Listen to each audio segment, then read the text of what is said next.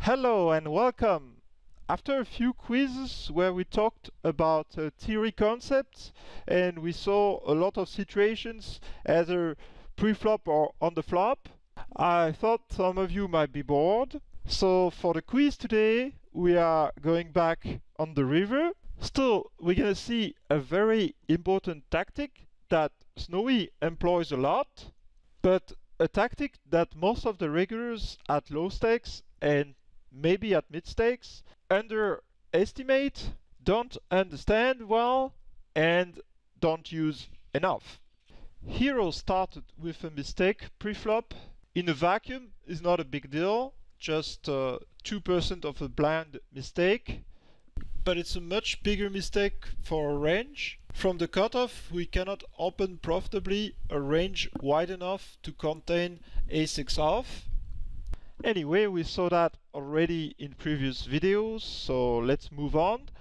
Hero got two callers. First decision on the flop. What is to be done with that hand after a check from the small blind?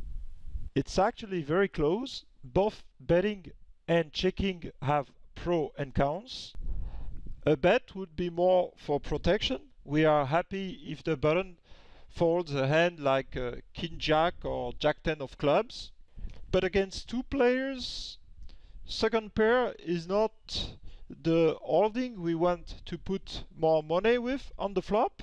Pokersnowie prefer slightly a check, and I think it's even more true at low stakes.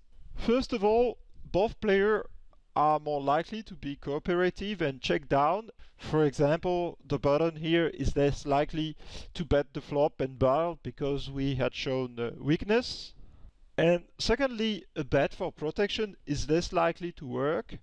If we bet the flop, they might call us with a ton of stuff, and then we are playing a guessing game to know if they have a queen or if we are still ahead and what to do on the turn. So the flop was checked, and on the turn the 10 of spades after a check from the small blind. What to do? Everybody has shown weakness, and now we pick up more equity with a flush draw. Snowy doesn't mind to bluff sometimes with the nut blocker, but since this hand has chances at showdown, Hero should not bet more than 12%.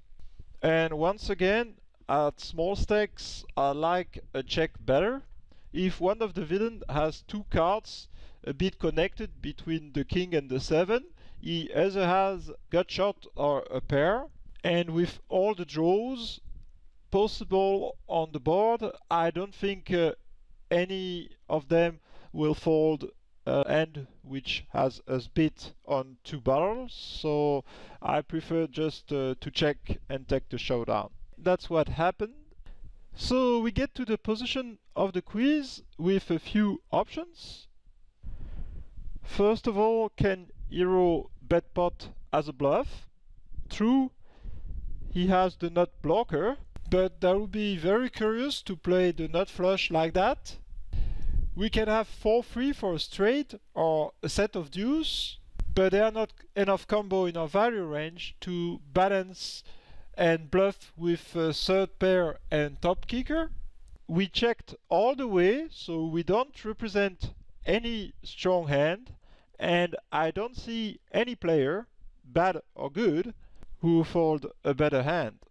Second option was a half bet pot for thin value, and it's also wrong. According to Snowy, betting is a big blunder. To understand why, we can use the tool hand strength. The first big panels show the equity of our hand. If no one bet, our hand is underdog, but we have some chances. And the panel on the right indicated what happened if we bet. So after a half pot bet, our equity is divided by 2. So we just saw an example where it's incorrect to bet since we will turn her hand into a bluff. Her hand has showdown value and a bet would not accomplish anything but losing money. But some regulars thinks it's always incorrect to turn a hand into a bluff, and that's not true. We're gonna see an example with that hand. Hero checks, and now the player on the button bets for less than half pots, $5. And the small blind elect to call. The button might be running a cheap bluff, but for sure the small blinds after he called has showdown value. According to hand strength, our hand has close to 0% of chances at showdown, and even if those villains are not playing GTO and have a wider range, that's very unlikely that we will have enough equity to bluff catch with ace-6. But they cannot have the nuts. We have the ace of spade, and by their action it's very unlikely that they have a strong hand. The button has to be very tricky to check all the way and bet so small on the river with a monster.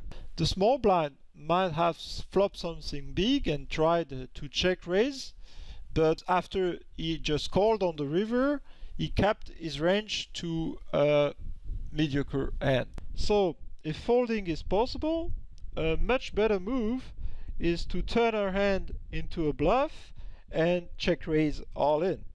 I will present you more examples of this in the future, but don't be shy to turn your hands into a bluff. If you use it in the right spot, it's correct to do so, and believe me, a very efficient tool. And not only for high stakes players, at low stakes those kind of moves are much rare and much more respected when they are well done. It's also, of course, a matter of frequency, and don't overdo it. Anyway, that will be it for my quiz today, so I'm gonna move all in and say goodbye to you.